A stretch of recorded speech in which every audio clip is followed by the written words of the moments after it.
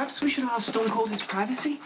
Are you serious? Jason's probably smoothing cement over someone as we speak. Unless he's upstairs in slumber, in which case our activity might be a bit intrusive, don't you think? Take it from me, sometimes you just need to put yourself first. And besides, we're planning our wedding. We need space to spread things out. My apartment's too small. It appears Maximista has shed her inhibitions regarding our upcoming nuptials.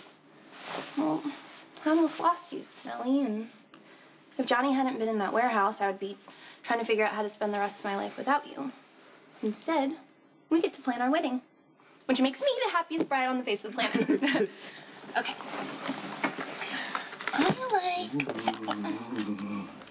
Deepest gratitude to all for attending our meeting on such short notice. The Jackal and his bride are thrilled that you're going to be part of this process. I'm so sorry to interrupt, but we would all love to help plan the wedding, but shouldn't we pick a place first? Oh, well, so far the search for an appropriate venue has proved fruitless. Yeah, it's a difficult decision. Figuring out where to get married makes it all very real. Well, Maximista and I fervently desire our nuptials to be real, don't we? Oh, absolutely, and Robin is right. The place is key. We just haven't been able to decide on anything yet. One thing we do know for sure is we want Christina and Molly each to do a reading. Yes, Christina Shakespeare and Molly Elizabeth Barrett Browning, respectively, of course. And yeah, the poets will flesh out our... Sorry to get all practical here, but I'm with Robin. It won't matter what Molly and I practice reading if you guys don't know where you're holding the ceremony. Okay, how about we all try to think of one beautiful place that maybe Spinelli and Maxie haven't considered yet.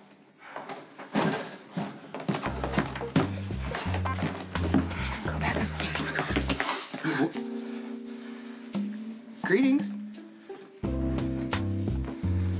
Spinelli. And lots of other people.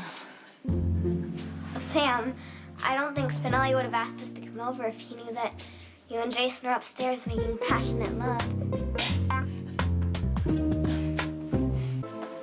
Molly, what Jason and I were doing upstairs is private. Well, I know, but Jason didn't have a shirt on, and you're in the same clothes that you wore yesterday. Sam just said it was private. Well, I'm sorry. I happen to think it's really romantic.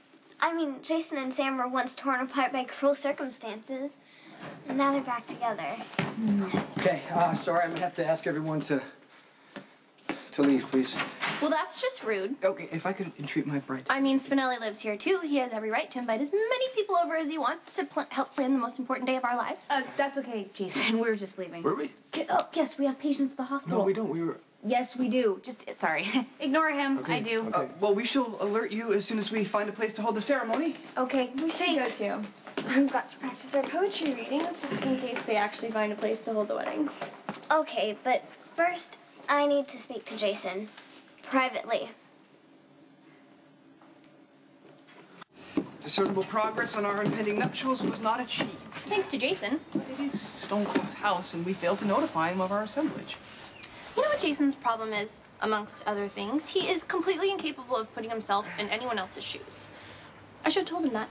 Right after I told him that we weren't going to leave. I've been specifically instructed to request permission before inviting guests over in the future. But Jason's your best man. He's supposed to be thrilled for you, giving ideas, helping us plan the wedding. I don't think wedding preparation is Stone Cold's forte. Whatever. I hope Molly really embarrasses him while they're having their talk. I do not wish Stone Cold any discomfort, but you know, in observing wise Molly, I did find myself hoping that you and I have such a discernible daughter of our own in the not-so-distant future.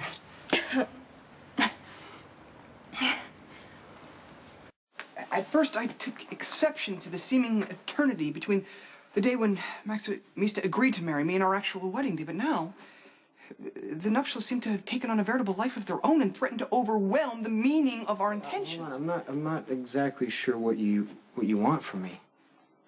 Words of reassurance? A caution to stay afloat on the tidal wave of marital trappings? I don't know, tell me to focus on my vows, which will be a reflection of my commitment and undying love to Maximista. See, you just answered your own question. But maybe I just felt the need to converse with my dearest friend, you know? Fellowship, understanding, all that.